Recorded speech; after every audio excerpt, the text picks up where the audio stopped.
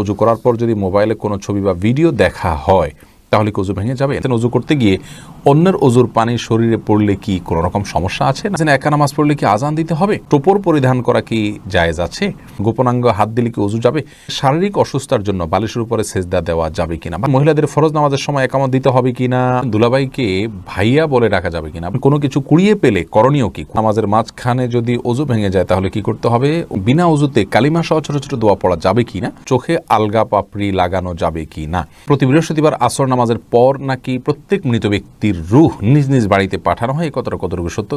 ইফতাহুল জান্নাত কৃপা, আপনি জানতে চাইছেন দুলাভাইকে ভাইয়া বলে ডাকা যাবে কিনা? বলা যাবে, কোনো অসুবিধা নাই, কিন্তু অতিরিক্ত মধুরতা ডাকের ভিতরে থাকা ফিতনার কারণ যেন না হয় সে বিষয়টি মাথায় রাখতে হবে।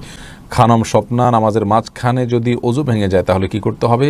বড় ভাইয়ের আগে বিয়ে করা যাবে কি না? অজু করে এসে যে জায়গা থেকে ভেঙেছেন সেখান থেকে কন্টিনিউ করবেন, যদি মাঝখানে কথা না বলে থাকেন, অন্য কোনো কাজ করে না থাকেন। স্বামী বারবার অনুরোধে চুল কালো করা যাবে কি না? লুৎফুল করিম জানতে চেয়েছেন, স্বামীর অনুরোধে চুল কালো করা যাবে না। আল্লাহ রাব্বুল আলামিন যেটিকে নিষেধ করেছেন সেটি অন্য কারোর নির্দেশের কারণে করা যাবে না। লা তাআতা লিমাখলুকিন ফি মাসিয়াতিল খালিকি, সৃষ্টিকর্তার নির্দেশকে লঙ্ঘন করে কোনো সৃষ্টির নির্দেশ মানা যাবে না।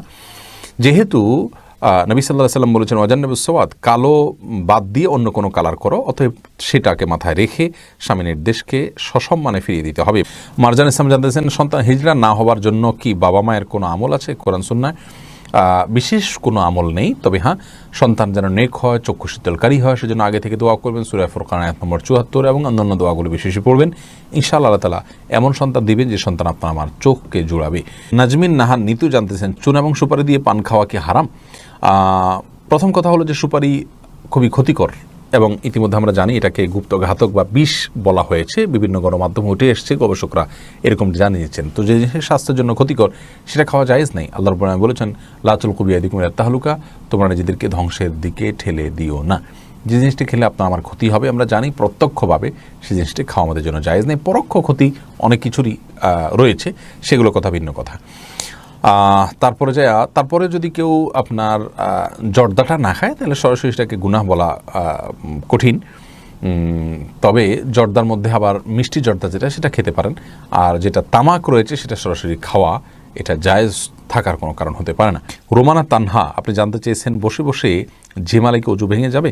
বসে বসে ঝিমালে অজু ভাঙবে না, যদি আপনার ঝিমানিটা কোনো কিছুর উপরে কোনো কিছুর সাথে হেলান দিয়ে না হয়, বরং আপনি এমনিতে বসে বসে ঝিমাচ্ছেন, এর ফলে অজু ভঙ্গ হবে না। কিন্তু হেলান দিয়ে ঝিমালে অজু ভেঙে যাবে, এবং যদি ঘুমিয়ে পড়েন হেলান দিয়ে। রাকিব হাসান জানতেছেন, গোপনাঙ্গ হাত দিলে কি অজু যাবে?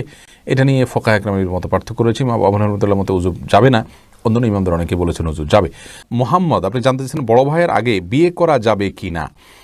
জি বড় ভাই মোহাম্মদ, অবশ্যই বিয়ে করা যাবে। আমাদের সমাজে অনেকে মনে করেন যে বড় ভাইয়ের আগে, বড় বোনের আগে ছোট বোনকে বিয়ে দেওয়া যাবে না, বড় ভাইয়ের আগে ছোট ভাই বিয়ে করতে পারবে না। এগুলো সবগুলো আমাদের মন গড়া কথাবার্তা। ইসলামী শরীয়তের কোনো ভ্যালু নেই।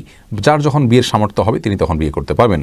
বিবস্ত্র হয়ে গোসল করা যাবে কি না? এমনি বিলাল মোল্লা জানতে চেয়েছেন, না ভাই, বিবস্ত্র হয়ে গোসল করা উচিত না। একজন মুসলিমের জন্য বিবস্ত্র হয়ে গোসল করা এটা নির্লজ্জতা। আর কেউ দেখুক আর না দেখুক, আল্লাহ রাব্বুল আলামিন তাকে দেখছেন। জাস্ট এই বিষয়টিকে মাথায় রেখে অন্তত তার বিবস্ত্র হয়ে গোসল করা থেকে বেঁচে থাকা উচিত। শামিয়া আক্তার সালমা, আপনি জানতে চাইছেন কোরআন কারীম ভুল পড়লে কি গুনাহ হবে? যদি অনিচ্ছাকৃত হয়, না জেনে হয়ে যায়, ইনশাআল্লাহ এর ফলে গুনাহ হবে না, কিন্তু শুদ্ধ পড়ার জন্য তার চেষ্টাটা থাকতে হবে। রোমানা আক্তার জানতে চেয়েছেন, প্রতি বৃহস্পতিবার আসর নামাজের পর নাকি প্রত্যেক মৃত ব্যক্তির রূহ নিজ নিজ বাড়িতে পাঠানো হয়, কতটুকু সত্য দয়া করে জানাবেন। সম্পূর্ণ ভুল এবং কুসংস্কারাচ্ছন্ন একটি বিশ্বাস, প্রিয় বোন। বৃহস্পতিবার রাতে মানুষের রূহ ফিরে আসা তো দূরের কথা, মানুষের রূহ একবার চলে গেলে সেটা আর পৃথিবীতে কখনো ফিরে আসে না। এটা ভূতের রূপ ধারণ করে আসে, বৃহস্পতিবার রাতে আসে, এই ধরনের বিশ্বাসগুলো হিন্দুদের মধ্যে আছে। ইসলাম এরকম কোনো বিশ্বাসকে অনুমোদন করে না, যার কারণে এগুলো থেকে আমাদের দূরে থাকতে হবে।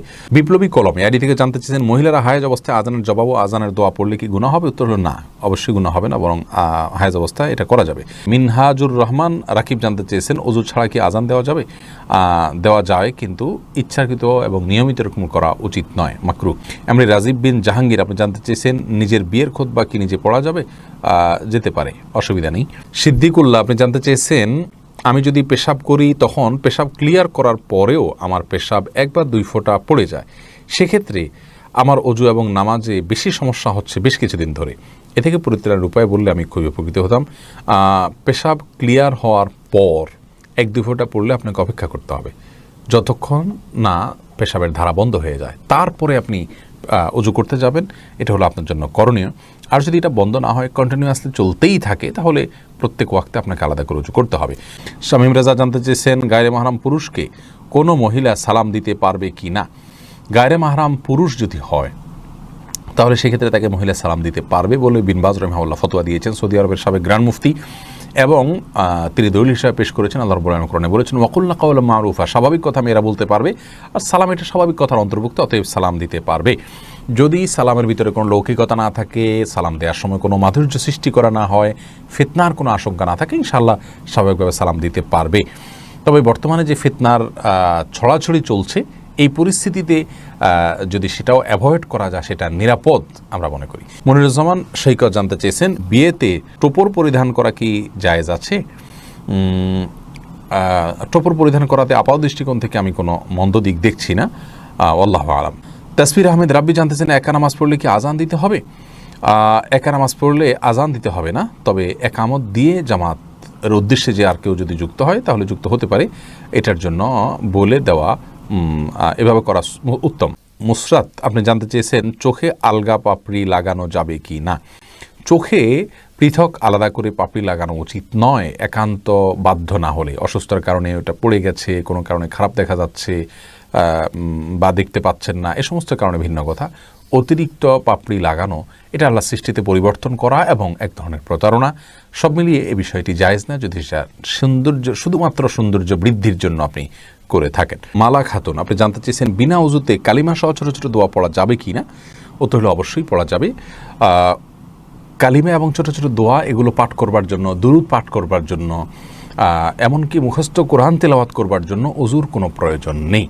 কোরআনে কারীম শুধু স্পর্শ করে যখন আপনি তেলাওয়াত করবেন বা স্পর্শ করবেন তখন আপনাকে উজু করতে হবে। এছাড়া মুখস্থ তেলাওয়াতের জন্য উজুর প্রয়োজন নাই, দুরূদ পড়তে উজুর প্রয়োজন নাই, দোয়া পড়বেন উজুর প্রয়োজন নাই, কালিমা পড়ছেন তখন উজুর প্রয়োজন নেই।